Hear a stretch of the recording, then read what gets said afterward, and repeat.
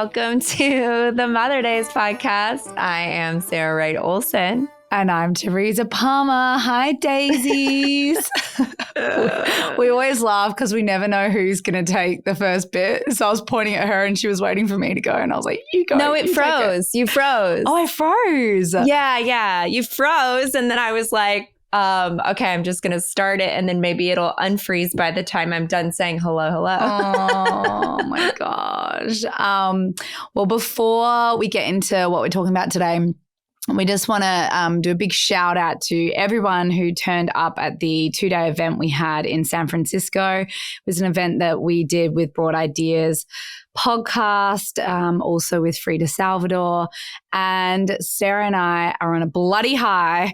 It was the most amazing 2 days and just like so good for the soul, so inspiring. We met incredible people. So if you are listening and you are one of the Dazeys that we met, thank you so much for your generosity and your love. And people even brought us gifts. It was just incredible. So sweet. It really was. And if you didn't have a chance to go, we are going to do more of them. And we're figuring out that right now. So we're so excited to be able to do more and to see all of you guys. Yeah. So yay. And should we jump right in? I think we should jump right in.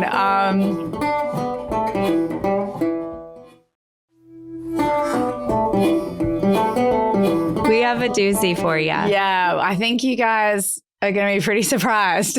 I know you've already seen the heading. You've already seen the heading of this episode. So you're going to be like, what the hell? So I was keeping a little something from you guys. For the past almost 3 months, I've had a little secret, a little surprise secret. And I even kept it from Sarah for 9.5 weeks. But anyway, I was pregnant. I am no longer pregnant. I was pregnant. And I'm going to talk to you a little bit about that experience now. First of all, I'm feeling really good and able to talk about this openly. And also I want to just put a disclaimer out there. I happen to be just in a really good spiritual headspace. So my response to this pregnancy loss, it is not probably the typical response. I did certainly grieve my experience, but I just have a unique perspective on it. So I'm going to jump right in, talk to you about how it all began and how it ended. So do you guys remember that episode where I was talking about the crazy birthday party? Oh my God, I was wondering if you were going to take us back to that moment.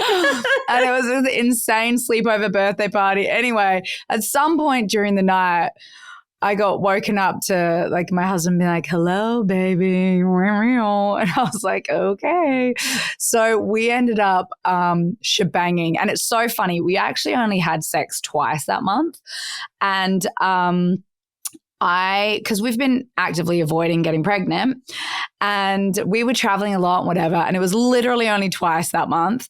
So when I found out I was pregnant, I was like, well, I know it's either this night or this night. So the two options were Bodhi's birthday party night or the night that Poet crawled into our bed midway through and she was like, it was sounding like you were having a baby. So I was like, pick which one. I don't know. Anyway, so I'd been using this Aura ring, which Sarah uses as well. And it tracks your natural cycles and it tracks your temperature. And that was what I was using really as my birth control. As I think you also heard the episode where my husband's not very good at doing the whole pull-out method. So I thought I would try and be responsible and get this Aura ring. And I paid for this thing called Natural Cycles. And it tells you when you're fertile and when you're not. So we thought we did it the right way. But every now and then we'd kind of just do a little bit of Russian roulette, whatever, we'll just go for it. And the day that I obviously got pregnant. Well, I don't know for sure, but it was either cycle day 8 or cycle day 12. And it was such a shock. So as you know, I really want to have a 5th baby. I want a 5th and a 6th baby. And I've been talking about for so long, I want to call in twins. Like, I think I'm going to do it probably, at the end of the year.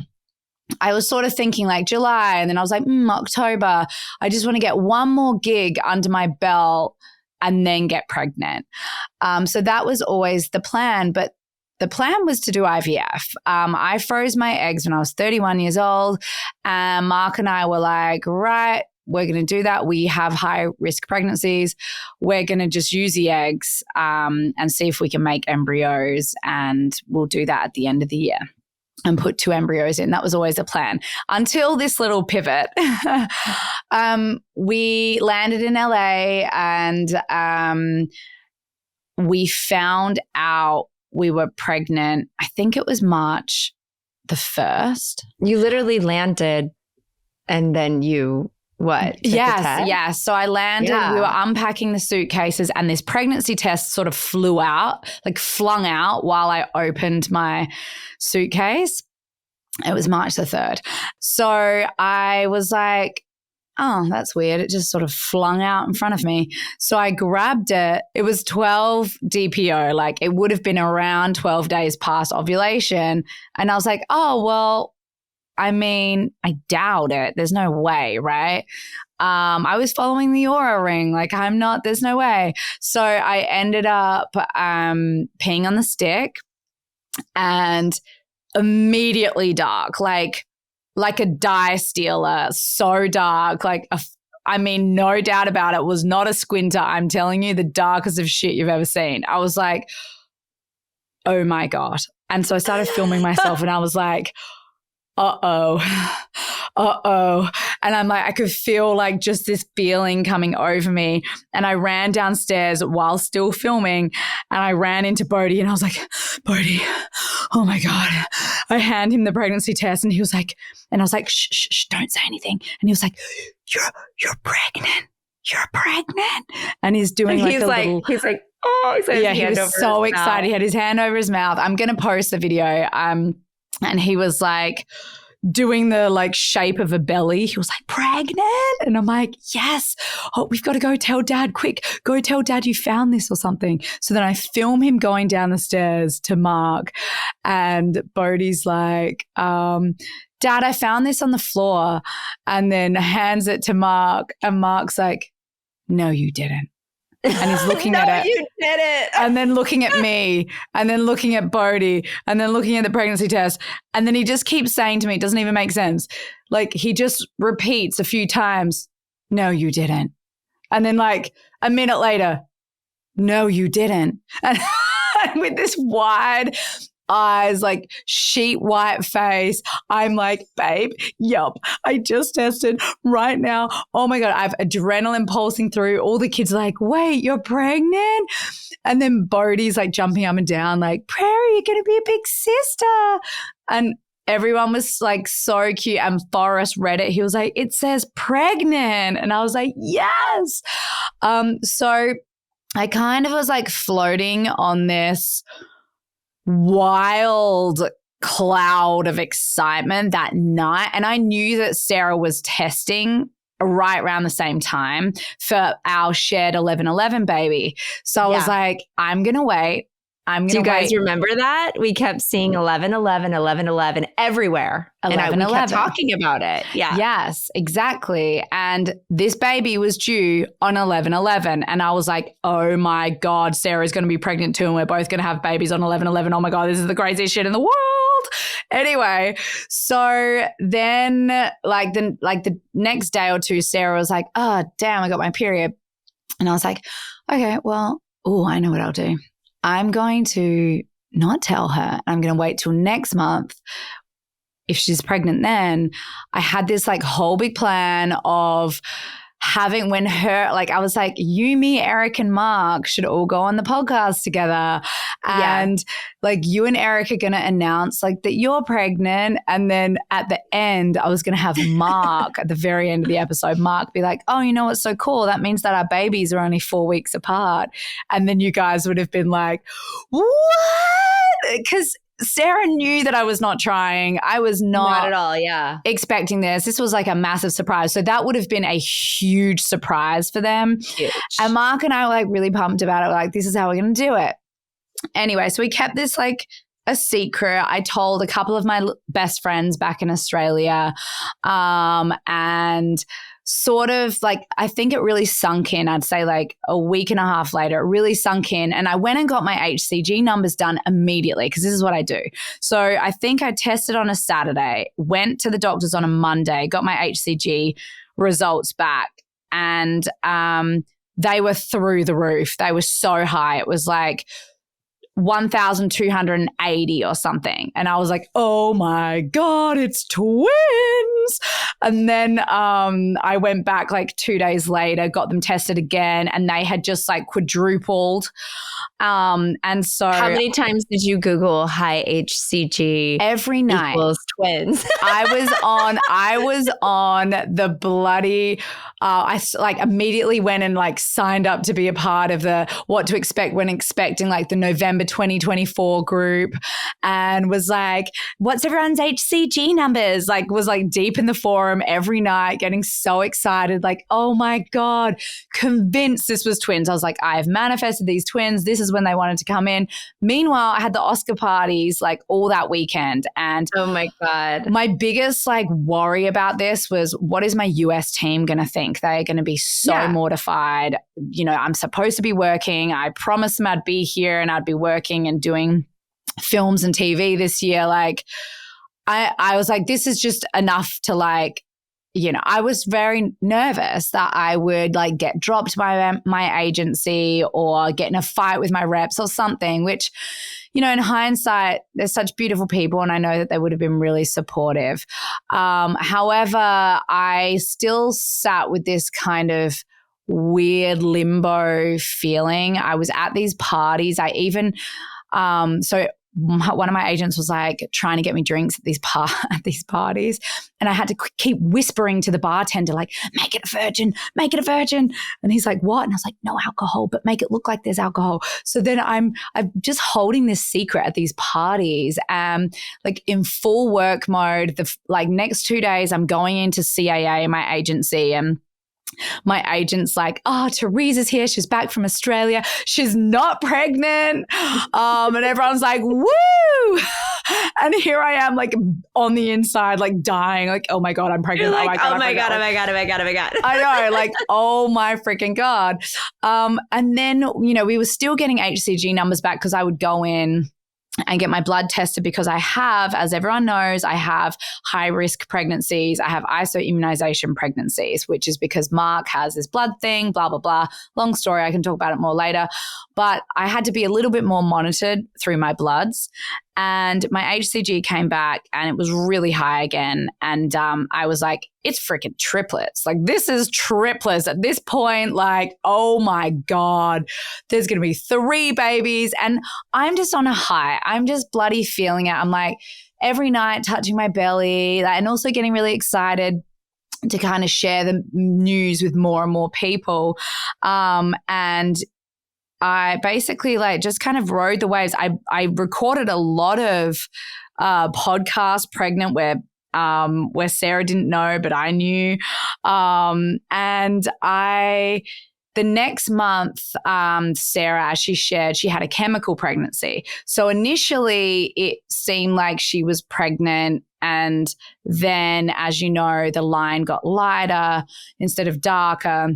And at that point I was like, just about to be 9 weeks or something. And I said to Mark, I have to tell her. She's spending 2 days at my house, back to back, 2 full days. And I was like, I'm going to tell her. And while Sarah was at my house, we had the best day. The kids were just playing, connecting. We were just like dreaming up like all these things. We're talking about the podcast. All of our dreams. All of our dreams. We just like high vibes, had the best time together. And we were really talking about babies and future babies. And she actually asked me, I don't know if you remember this, you're like, so you still thinking like end of the year? And I was like, like completely dying. And I ran upstairs to see Mark, who was cooking. And I was like, I have to tell her. I'm going to go downstairs and tell her right now. And he was like, no, don't. I'm not ready. I don't know. No, you can't. And I was like, I am telling her tomorrow, because I knew she was coming back. And he was like, if you really feel like you have to tell her tomorrow, then we will. And then so I decided to tell her, and it was awesome. But also I had been feeling just like funny for some reason about telling Sarah, because I know she's been through losses and she's been trying to get pregnant, and this kind of happened as a surprise for us. And I was also sensitive about it. I was feeling really sensitive about it, but I knew it was the right thing to do. And I told her I don't think I've ever seen a more shocked face in my entire life. I was like immediately, okay, so she goes like, I really need to like tell you something. And like, you know, I was going to wait and like tell you on the podcast. And I was like, what is she telling me? Like, I just like couldn't even figure out. Remember, a sponsor? Remember? Oh, I thought it was like about a sponsor for like our event. So I was like, oh, it must be something about that. And then she lifts her shirt and like points to her belly. And I was like, what? And then she was just like gestured at her stomach again. And I was like, what? That's exactly like, what she did. Completely in shock, crying, like so happy, but also just like shocked. I couldn't, but I think shocked, completely shocked. And I was like, I think I was also like, remember I kind of turned away from you to say it. I was like, oh, it was weird. It was kind of sheepish, but like, it was like, so thank God I could finally fucking tell you. And I'd been holding on to it. And then I had also considered maybe waiting for the following month, which obviously is this month, and you know, you're not pregnant this month. And I was like, can you imagine if I had fucking waited? And so I just decided like, I'm not doing that. I'm just going to tell her. And then I can just be more myself, and I can just like bloody be free. Oh, it was amazing, because then we got to talk all about everything. It was like timeline, babies, how far apart would they be if I got pregnant soon? Like, it was just so amazing. It was amazing. It was so amazing. And then I got to have someone to like be excited with me. And so here are some interesting things that I have to say about this pregnancy. Like, we went in after the HCG levels were really high. The doctor's like, you know, I've had a history of molar pregnancies, which also yields very high HCG. And so I said to Dr. Guile, who Sarah and I both use now, I was like, can I come in for quite an early heartbeat scan just to rule out molar pregnancy? And he's like, yeah, sure, come in.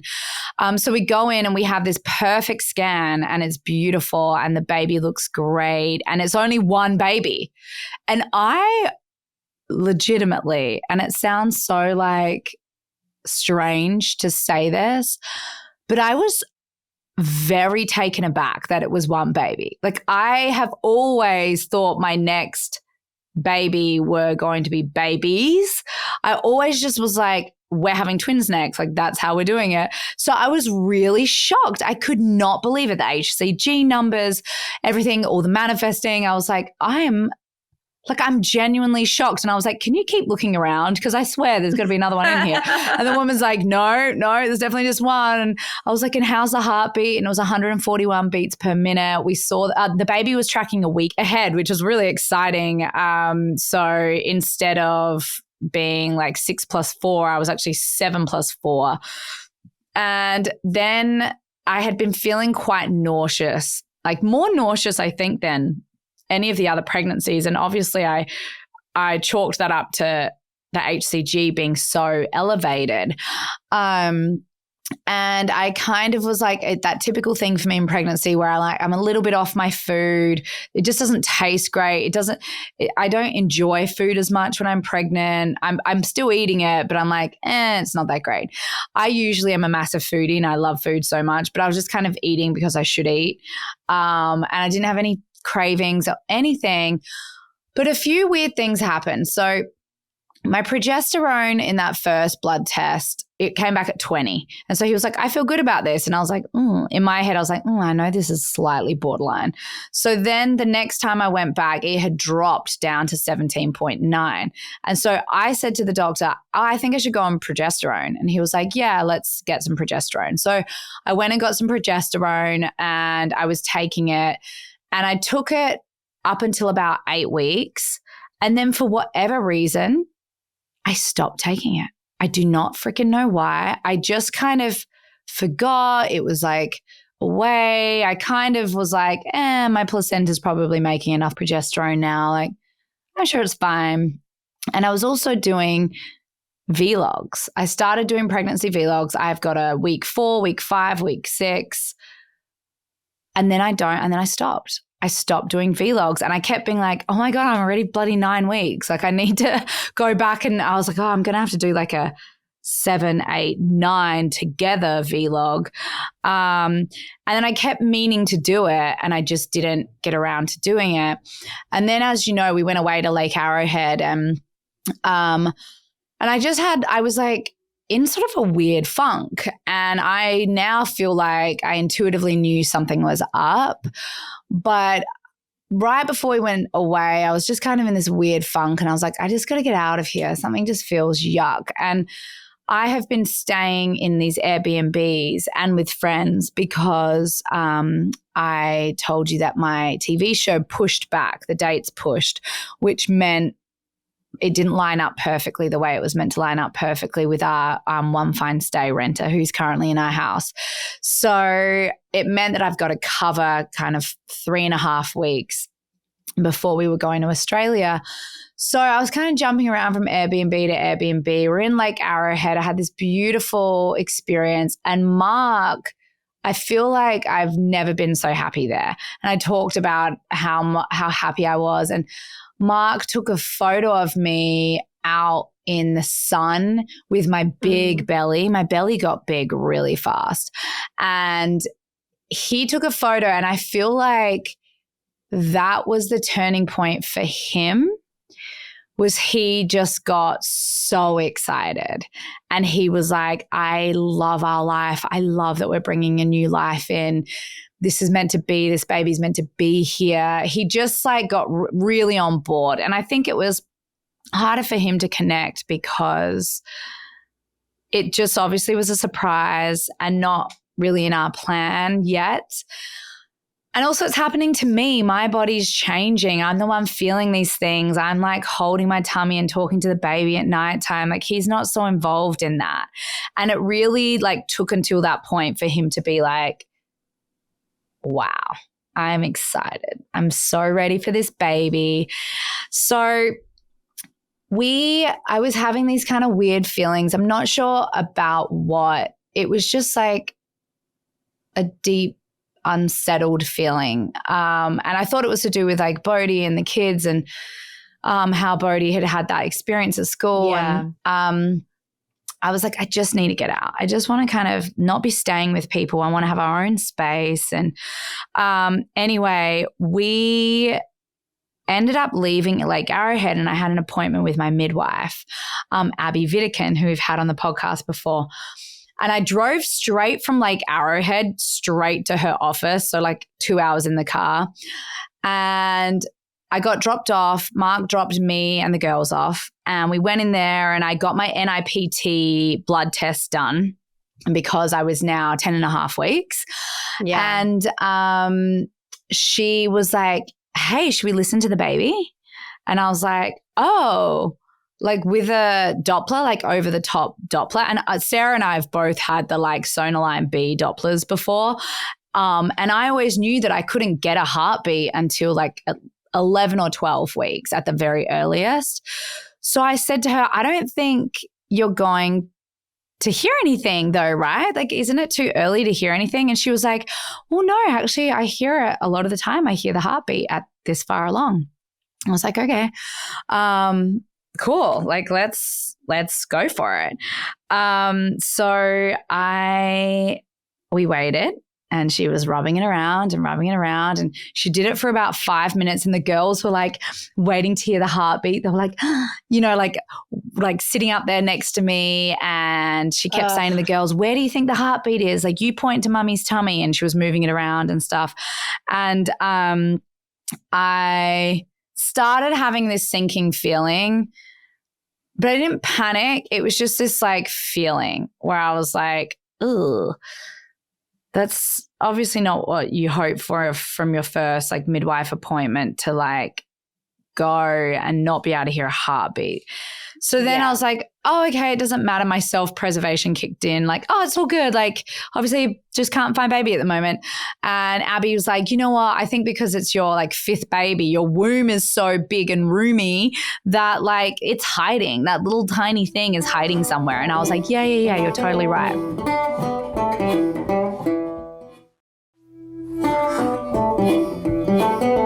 I got in the car with Mark. I told Mark and he was like, oh my God, don't worry about it. It's fine. Like, you're so far along. Like, we saw the heartbeat. Everything's cool.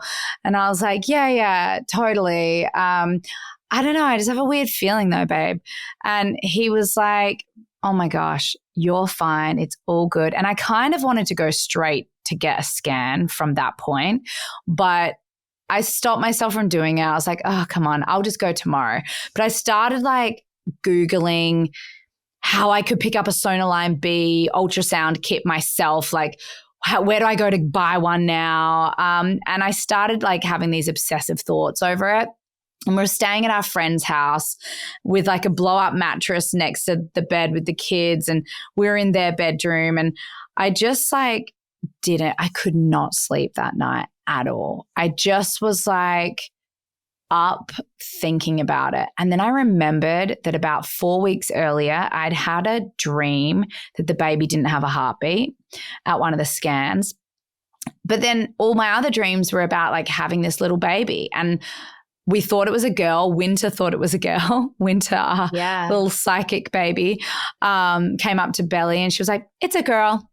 Like straight away, she had said that when Winter saw the belly.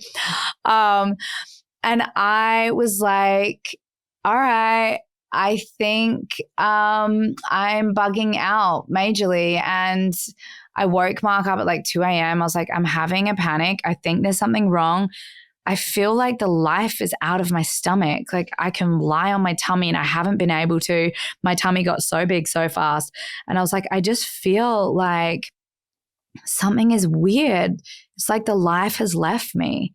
And Mark was just sort of like trying to console me, and I could not sleep. And I begged my nana, who you guys know I have a relationship with on the other side. I was like, Nana, please, like, tell me one way or the other. I just need to know. And I think I eventually managed to get an hour or 2 sleep, and I woke up in the morning with this like knowing feeling. I just knew. And I think it was like my nana obviously came in through my dreams. I couldn't remember what my dreams were, but I woke up and I was like, this baby's no longer here. I just like knew it. And Sarah, do you remember when I texted you and I was like, yeah, it was weird. I had this thing with Abby. She couldn't find the heartbeat. And Sarah was like, well, let me know how the scan goes. Like, we were very casual about it. It was very like, that didn't correlate to your baby's dead. I mean, there's so many experiences where you can't find the heartbeat on the Doppler and then you go and get a scan and the baby's perfectly fine. And I'd written on my like forum what had happened, and everyone was like, oh my gosh, like 30 people responded being like, oh my gosh, the same thing happened to me. I went and got a scan, baby was happy and fine. And I just was not able to find solace in any of it. And so I like just intuitively was like, right, I think I'm going to find out that my baby's dead today. And we had 2 podcasts to do.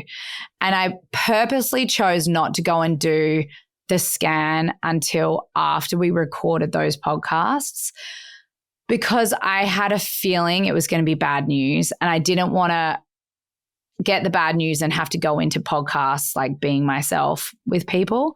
So as soon as we finished the podcast, I drove straight to the scan place with the girls. Mark was like, let me know how you go. I got out of the car, I walked up and I was like, I just had this feeling. And I just remember it now. I walked up there. It was again like such self-preservation. And I saw this other couple in there and the woman had such a big belly. And I was looking at her and I was thinking, oh, she's finding out like the gender. And I knew I was going in to confirm that I had a dead baby inside of me. I knew it. I just like walked up to the woman. She smiled at me and said, congratulations. And I was like, yeah, I'll talk to you about it when we get in the room. And she was like, okay, well, do you want to just come back with me now? And I was like, yeah. I sat the girls down. I gave them a show because I didn't want them to see it. So, and I just like, again, like I didn't have confirmation apart from the feeling in my heart. I just knew. And I remember just lying there and I just felt so out of my body because I knew what I was about to see or not see. And I saw this baby that had grown so much since the last scan. And I could see its little eye sockets, you know, you can see the face and I could see it immediately. But the first thing, obviously, I'm looking for are the chambers moving. And I've seen these so many times, I've been pregnant so many times.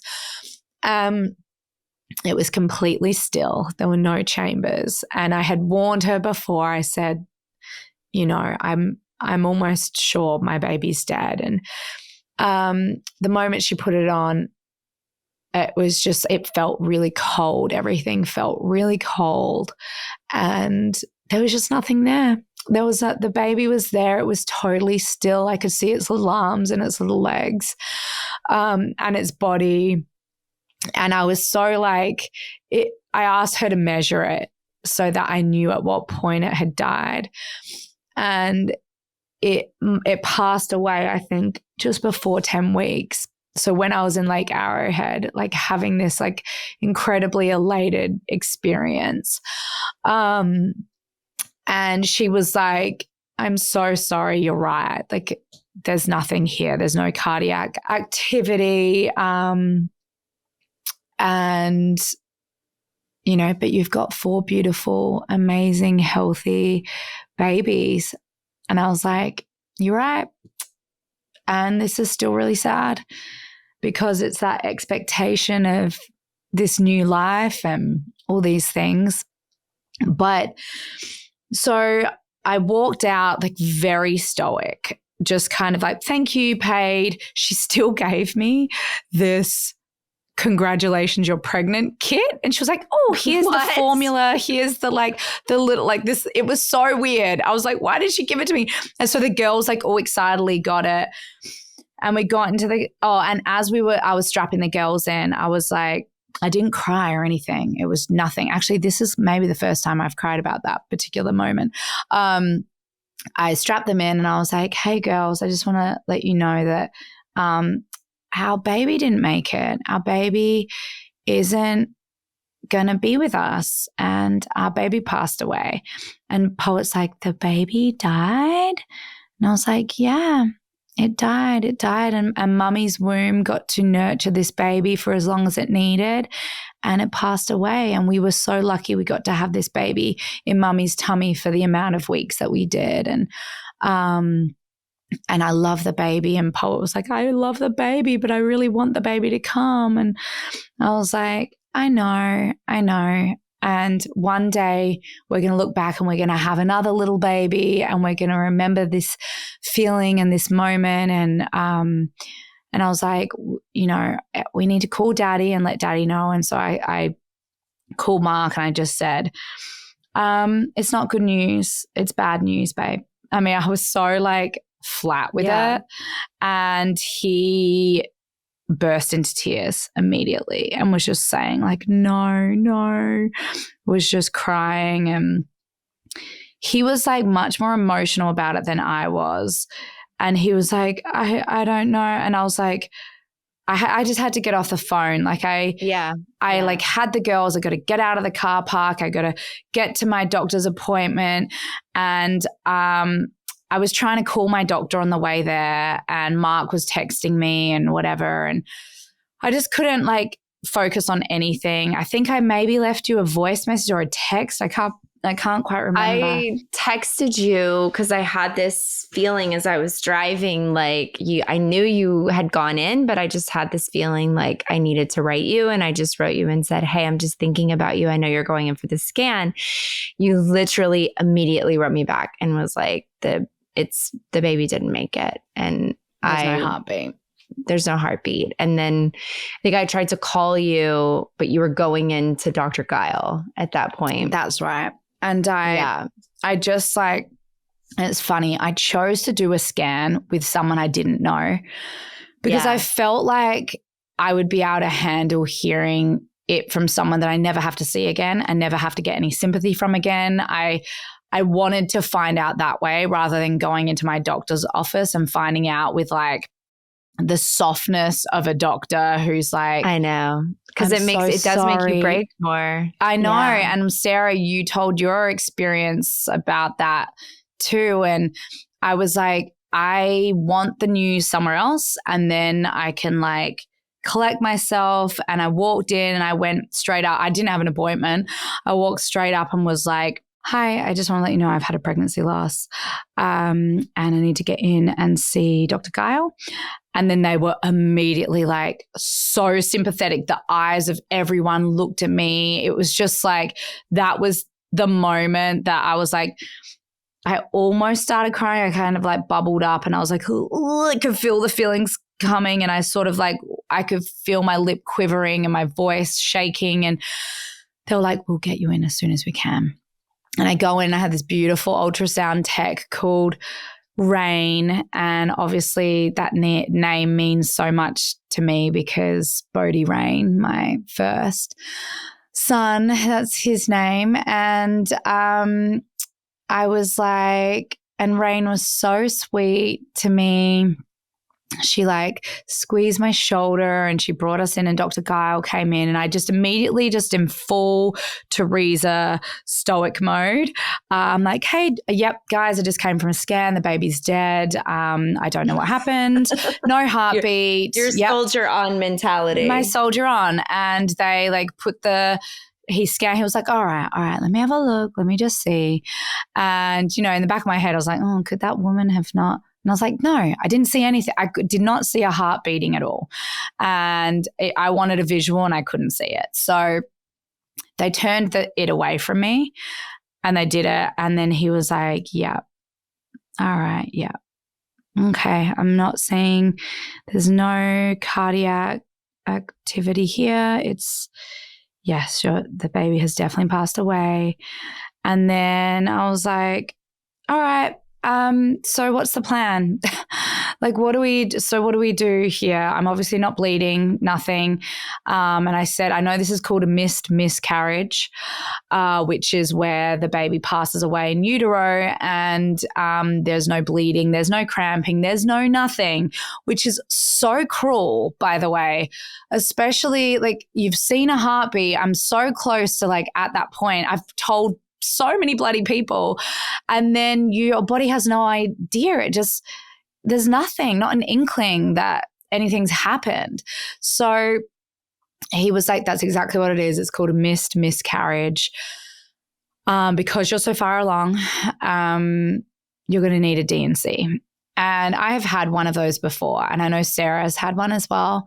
And I was like, yep, that sounds good. I had no intentions of trying to pass the baby naturally. I know some people take a pill and I was just like, no, I just want the D&C. I want to move forward. I want to get to the grieving place and not have to worry about when this is going to happen. So this was like on, I think, a Friday. And he said I could have my D&C on the Monday. And then that turned into a whole rigmarole as well because Sarah and I and Rachel and Olivia had our trip to San Francisco that following week on Thursday, Friday. And I knew I was getting on a plane on Thursday morning. And so I told him that, and he was like, well, that means you're going to have the D&C. You'll just have to have it like Monday or Tuesday. I was like, okay, great. Went to the scheduler. By the time we connected, she was like, Tuesday. All right, Tuesday's going to be the day you get it done. Then it got pushed. It got pushed to Wednesday, but then it got pushed to Thursday. And I was like, wait. It can't be Thursday. I'm going to be in San Francisco. Wednesday was going to be problematic because it meant that I wasn't cleared to fly on Thursday. And then so I was like, all right, I'll wait till next week. I'll wait till Monday, the following week. And then, you know, the general consensus was that's when there's a risk of infection. He really didn't want me to do that. And he just didn't want me to be in this place where I could potentially cause more harm to my body. So he's like, you need to do it on Wednesday. That's your only option at this point. So we were doing it on Wednesday. I knew I had to do a panel on Thursday. And so I called Sarah, who was just like on this journey with me, this scheduling, trying to figure it out. And I was like, Sarah, I'm going to have to drive. So maybe Mark will just drive. And what did you do, Sarah? I was like, no, that's not happening. I am driving to wherever you are staying, picking you up, and we're driving together. We're going to have a road trip. I'm going to take care of you. Mm-hmm. We're just going to go up to San Francisco. Well, first I told you we could cancel the whole thing, right? Because I was like, this has to be whatever like you need and what feels good for you. And then you were pretty adamant that you wanted to keep it going. So then I was like, okay, fine. Then we're just going to have Sonia, my amazing nanny and doula, was like, I'm going to make all kinds of snacks for you guys. And we were just going to do this road trip and go together. Yeah, it was so beautiful. And so now I'm going to just talk about sort of my process of grief and kind of in the whirlwind of those 3 or 4 days. You know, the first night it happened, my son Bodhi was on camp. So I knew that he wasn't going to find out until he got back. And so I got home and Mark had picked up Forrest from school and told Forrest in the car, and then we FaceTimed. And Forrest was crying when we FaceTimed. And that like totally ate me up. And then we got back to Tim and Tally's house, and they're like best friends of ours. So it was so nice to be with them. But at the same time, what I really craved was like being alone. I did just want to like go into a cocoon and be able to feel my feelings. But it sort of like forced me to soldier on, like, hey, I found out the baby didn't make it today. And Tally was like, oh my God, I'm so sorry. And I was like, yeah, I know. Just, I guess it wasn't meant to be, you know? Just that was kind of it. And just made dinner for the kids and got them to bed. And I lied with them in bed as they went to sleep. And as they were falling asleep, the girls fell asleep, and then Forrest was just about asleep. And I just started like sobbing and holding my tummy, just like put my hands on my tummy. And I was just like, I'm so sorry. I'm so sorry. And I was starting to go through this blame thing where I was like, I hope you felt wanted. I hope you felt, you know, that loved and that we wanted you a part of our family. Like, I hope you could feel the excitement. I'm so sorry this happened to you. I'm so sorry you don't get to be Earthside with us and have all these adventures, and I don't get to kiss your little toes and your little face. And I'm just so sorry. And that, like, I just felt such grief for this little baby.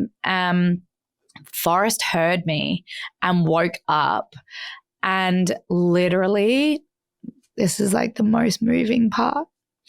He grabbed my face with his hands, and he just like nurtured me like I was his child.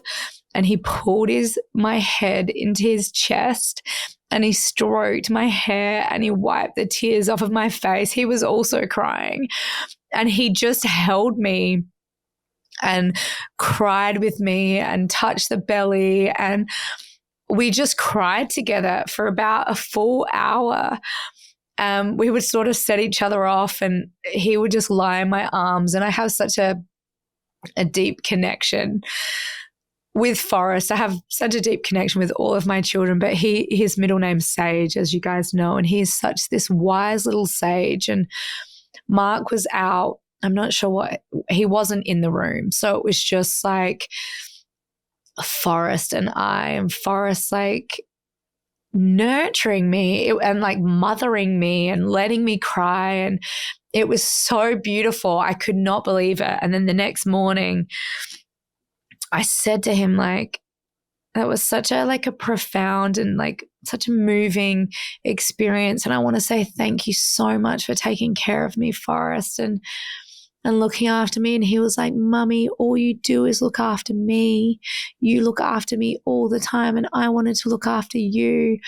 And he didn't want to go to school. He was emotional. And anyway, Mark was like, you had such a good day at school yesterday. He didn't even want to come home that day. And now it's like he came home and then got this awful news. And then he decided to go to school in the end. And he had a really good day at school. And then Mark picked up Bodhi and had to tell Bodhi, and then Bodhi hugged me and cried. And then, you know, I was kind of back into that mode. That next morning I hung out with Sarah and Olivia and Rachel, and we were going through the just what we were going to do in San Francisco and kind of figuring out what our run sheet was and what we were going to talk about. And I turned up like this cracked open, raw feeling person who had that night before. And we all just had the best time together.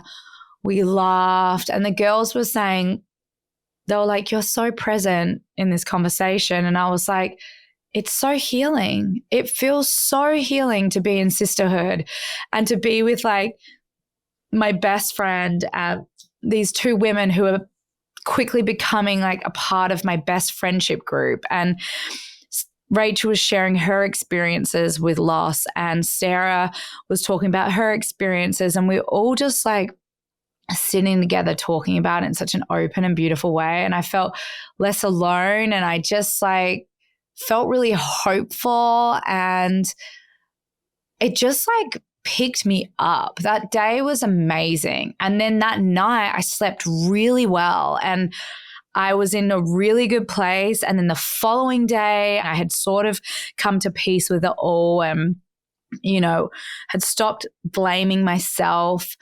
And then that night I was lying in bed and Sarah and I were talking about pregnancy stuff. And I was like jumping on her trying to conceive journey, like asking her so many questions about this, like show me the line, like, you know, flash a torch behind it, like let's see, like we were just sort of dissecting her pregnancy tests. And which is, by the way, we know is very weird timing and everything. Weird timing. But this whole thing has been weird timing. Like I know. We like Sarah going through loss and trying to conceive, and then me conceiving in this way, and then her like getting a chemical pregnancy and having like that loss, and then me telling her, and then me going through my loss right as she was thinking she was potentially pregnant again. I mean, it was like this whirlwind. I was like, these souls in, souls out, like what's going on? And then that night Mark had to work. He was out at an event. And I was again alone, which I think is what I need to be able to grieve properly. So he was out. The kids fell asleep. It was really quiet. And I was lying down in my bed and I just got hit with it. Like, and I said to Sarah, I went through all the stages of grief, like in one night, like over hours. And I started with like deep guilt, like, why didn't I take my progesterone? I had low vitamin D. Why didn't I take my vitamin D supplements? Like, why I wasn't on prenatals? Like, why did I just like like think that I could play Russian roulette or, you know, whatever, like be having sex like this with my husband unprotected and think I wasn't going to get pregnant. Like I should have at least been on prenatals in the off chance I did get pregnant. And I was like, I wasn't healthy enough. And because it wasn't the right time, like, you know, the ideal timing, I was so worried about what my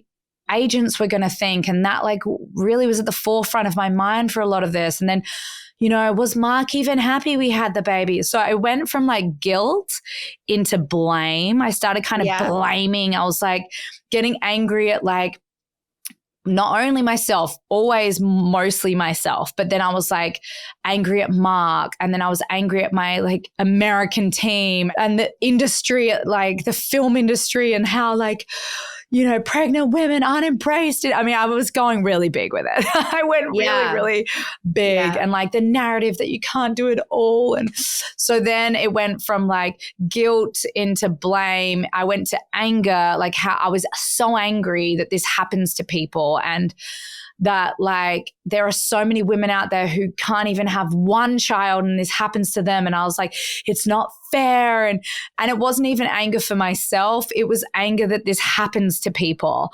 And they're like, and also because I'm deep in these threads, and there are women who've been trying for years and years and years and years and years, and they're having pregnancy loss after pregnancy losses. And so I was angry. And then I started doubting.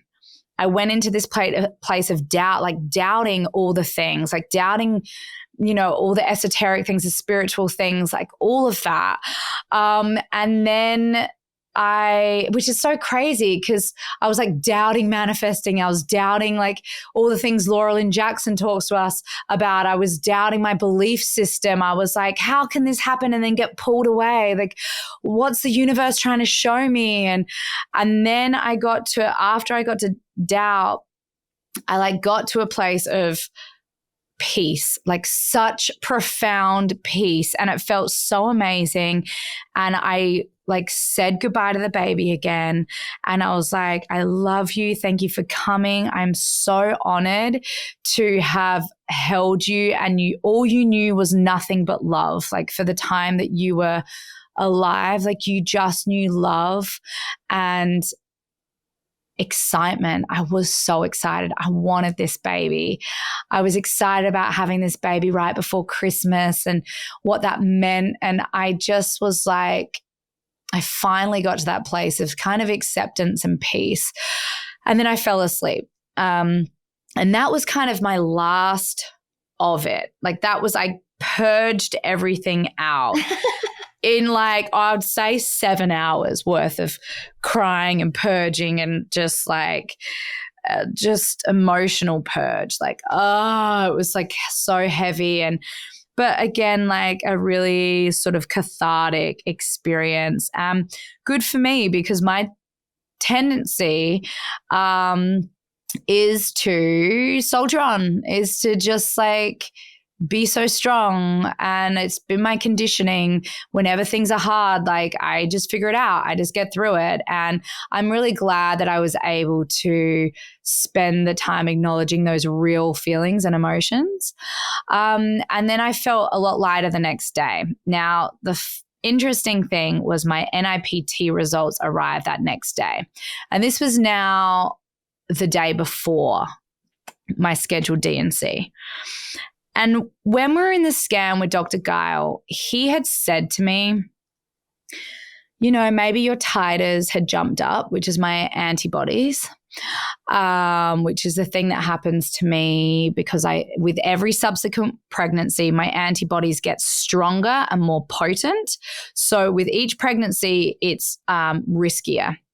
And so with my last pregnancy, Prairie, my titers had started to jump up a fair bit, almost to critical level, but not quite.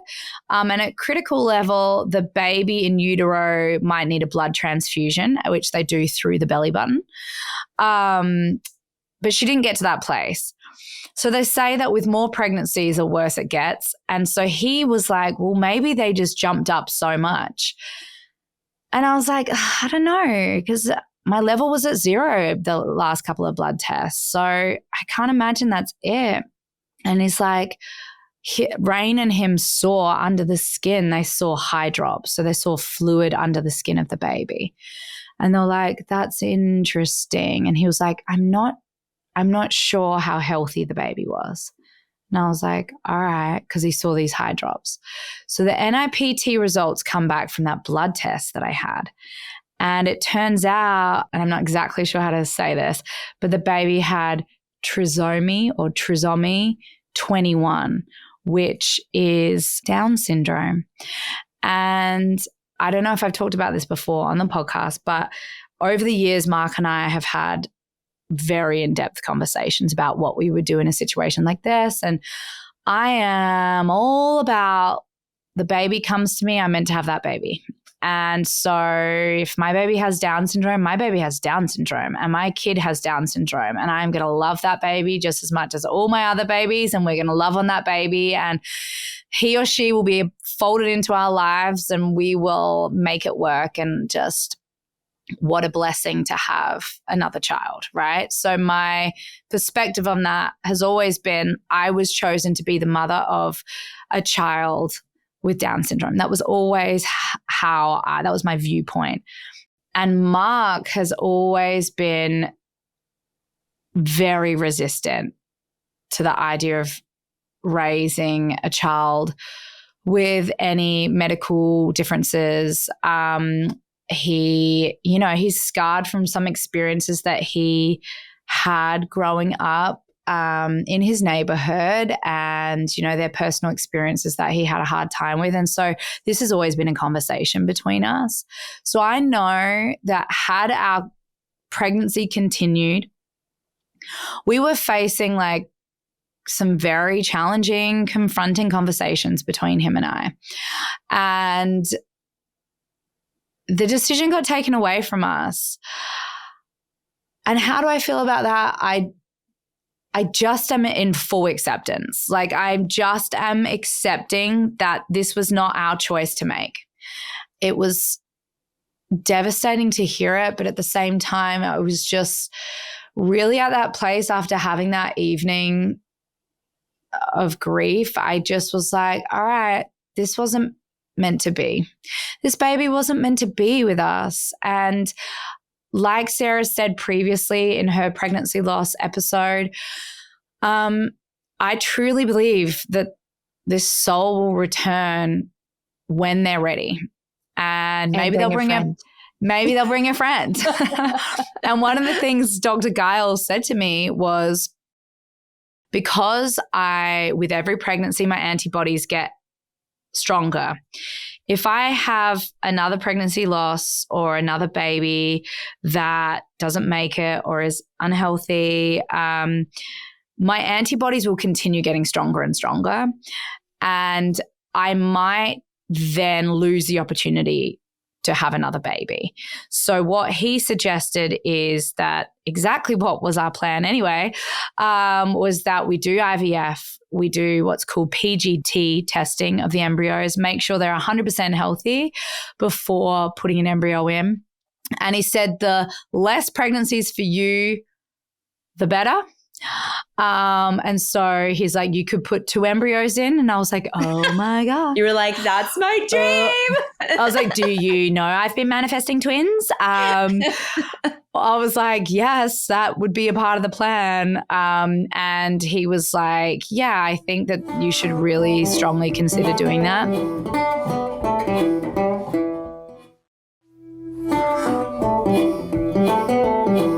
So that's the plan. And here's the one thing that I have been grappling with, which I didn't talk about. I forgot it was one of the stages, is shame. I have felt shame. And what shame I have felt is, who am I to ask the universe, God, like my team of light, for more children? And I know, Sarah, this has also come up for you. Like, I have healthy, beautiful, perfect children, my dream children. I have 4 of them, and I have a stepson, all of which are healthy, beautiful, thriving, happy children. Who am I to ask for more? Who am I to ask for more? But at the end of the day, the heart wants what the heart wants. And I've I got to a place like just recently through this whole experience of just like allowing myself to sit in the truth of like, it's okay to want more children, even though you've got 4 already. It's okay.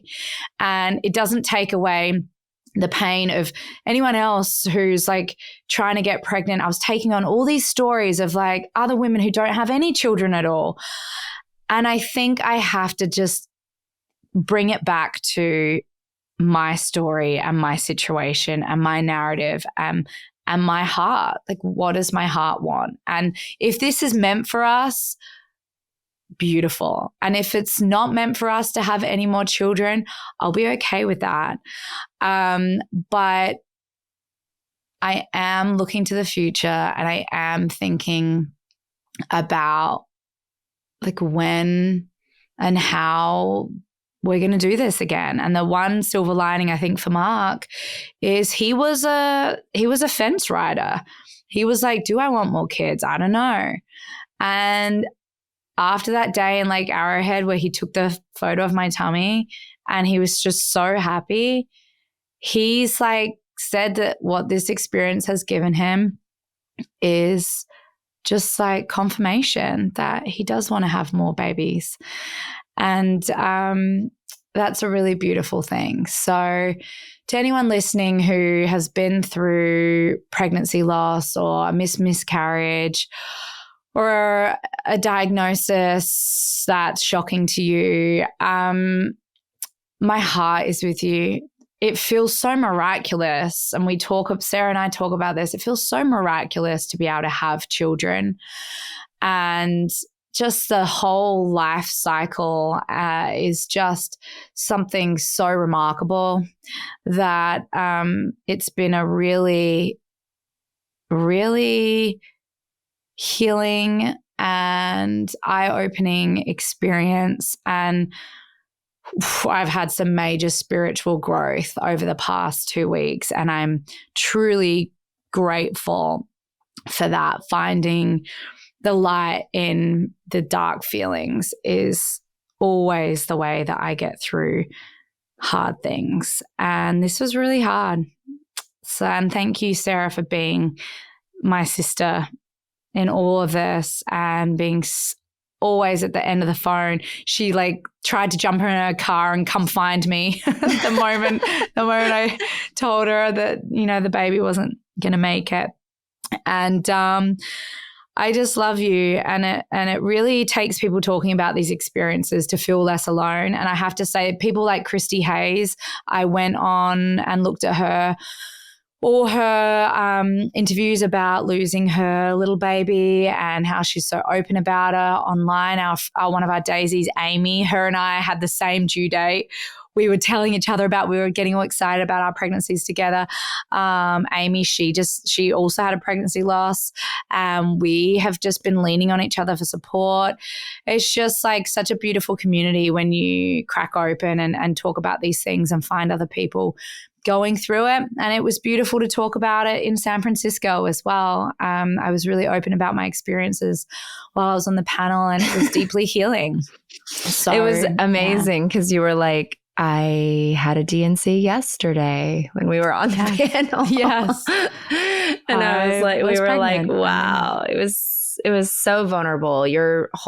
Thank you for sharing all of that. Your story is so powerful, and it's full of so many surprises. And also just like for someone who is so open and beautiful the way that you are. Also, you know, I remember you saying along the way, like, I'm so grateful that I have this spiritual practice because this is really hard. And like, you know, sometimes that soldier on mentality thing that we do, definitely that you do and you've talked about before. It's like, you know, when you have to go back on your heels a little bit and be in that vulnerable place, it's tough. You said something so interesting in there, Tez, when you were talking about how you wanted to go to the other place where you didn't know anybody to get the scan, and then you wanted to go into the office like where everybody did know you, just already having the information. And I think there's this like weird thing, and I'm calling it weird because it felt weird to me, of just like you just like didn't, for me personally, I didn't want people to look at me. Like I didn't want to feel this sympathy because I was already like, felt like I was falling off the edge of something anyway, that it was like, if I just felt their sympathy, it was going to pull me down further into it. And so it was like so hard. And so I that resonates with me so much hearing you say that. I remember that there was this moment before you went in to get that scan when you had that knowing feeling that you did a tarot pull. Oh, yeah. I had realized I forgot to talk about that. So do you guys remember in the episode with Sarah, she was talking about how she had started bleeding, but we didn't really know exactly what it was. It wasn't like clots or anything at that point. And I was on set and I'd been like so deep in my tarot cards. And I pulled a tarot card and it was the completion card. And the more I read into it, it was about how like a life cycle is completed.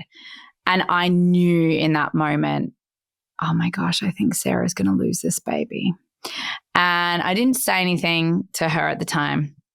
I told her after, hey, I pulled this card. And I then pulled myself a card. Right before the scan, I think it was the night before the scan, right when I was asking my nana to give me a sign. And I also pulled the completion card. And that really added to my deep knowing. I was like, this life cycle has completed its journey within me. Yeah. And there was this moment like a week before where we had, because we got to interview, it was exactly on 4/4, we got to interview Laura Lynn Jackson. Oh my God, yes. And I don't know if we had this part in the episode. I can't remember if it was during. It's in it. It is. It's during. Okay. Because I've told other people this and they're like, I remember that bit. Okay. So we had this moment where we were talking to her about babies, and Tez kind of said something about more babies, but she was pregnant and knew she was pregnant, but she didn't say anything to Laura. Do you want to tell her what she said? Yeah. So I was pregnant at the time. I think I was like 8.5 weeks pregnant. And I was holding my tummy as I asked her. And I was like, do you see any more babies for me?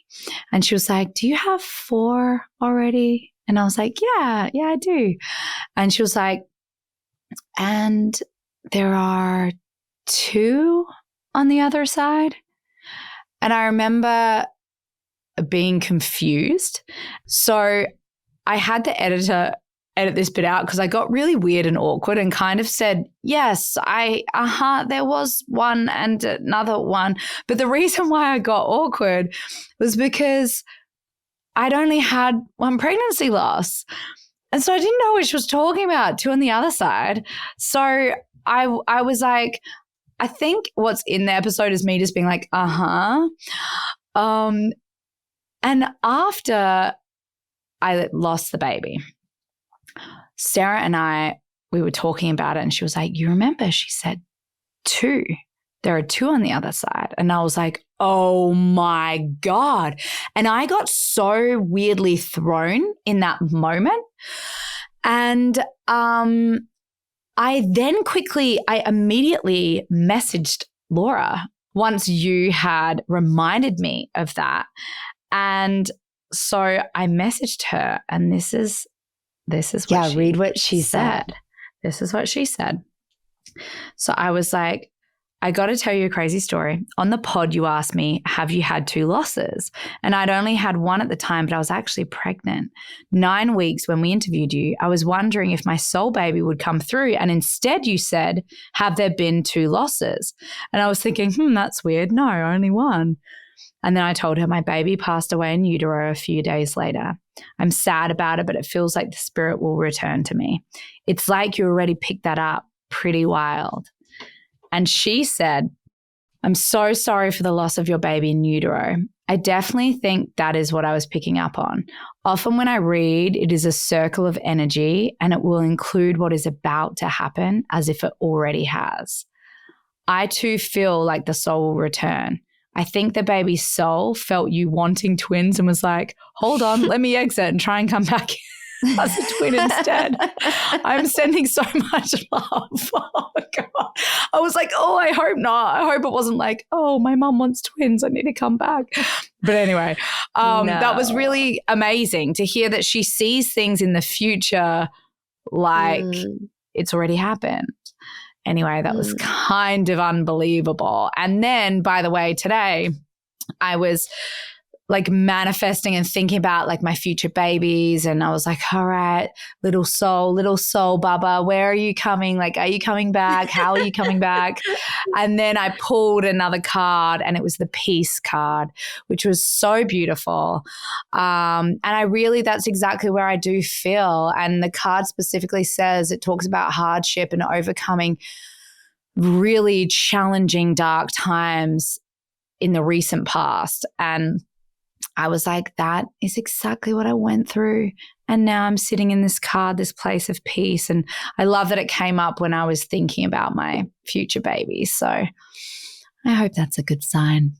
It's a great sign. And you are so amazing. And I love you so much. I'm just so glad that you felt good and open to share all of this, because I do feel the more that we share our stories, the more healing happens and the more people feel held and less alone. And I know that as hard as it all is as we're going through it, like that stepping into that other side, that feeling of peace is like you look back and you go like, wow, good job, body. Like, good job.